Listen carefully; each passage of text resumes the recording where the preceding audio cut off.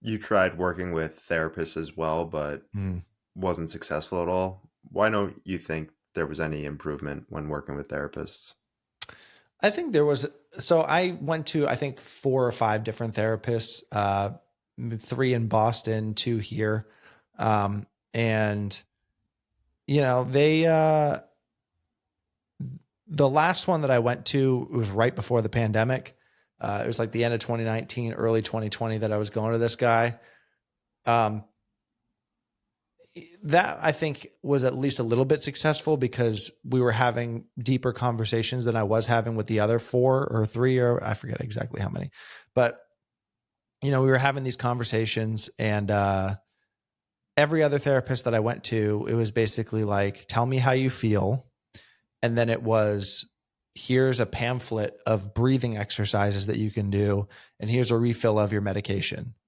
And I'm like, you're not helping me. You're not helping me figure out why any of this is happening, because this is very clearly not normal. I look around and nobody else that I know personally is having panic attacks on a regular basis. They're just not experiencing the same thing I'm experiencing. They don't feel the same thing that I feel. They don't understand the way that I feel. So just judging based on that, the average person that I'm interacting with does not feel this way, and I do. That means it's not normal. So maybe we should try to figure that out.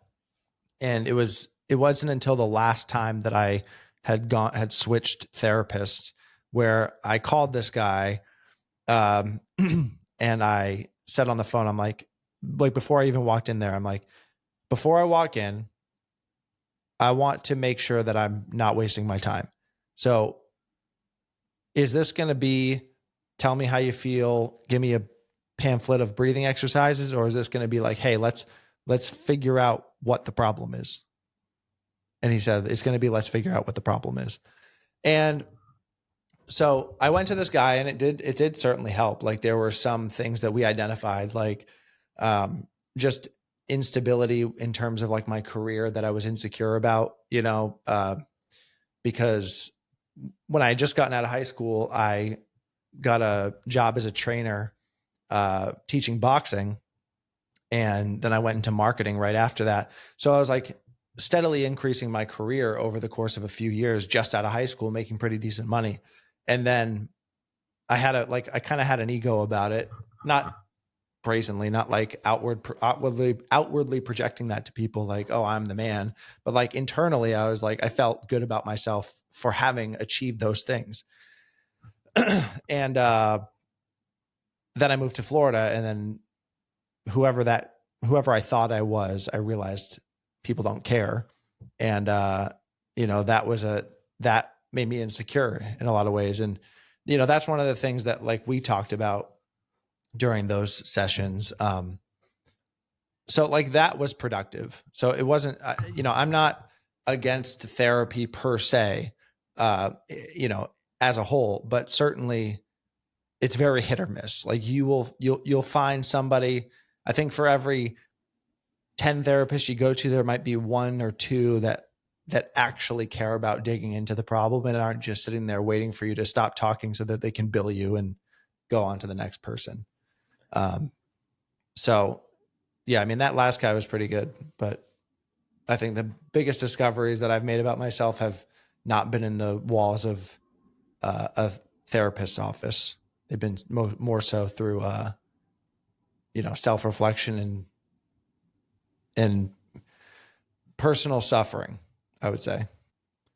Completely agree with you from the standpoint about how it's great that conversations on mental health and therapy have become much more open and transparent. But I feel like we are also going down a path where it also seems like we're becoming too dependent on it, or we think that all the people in the space can be helpful, when I think the first step is really, can I work through this on my own? Can I figure this out on my own?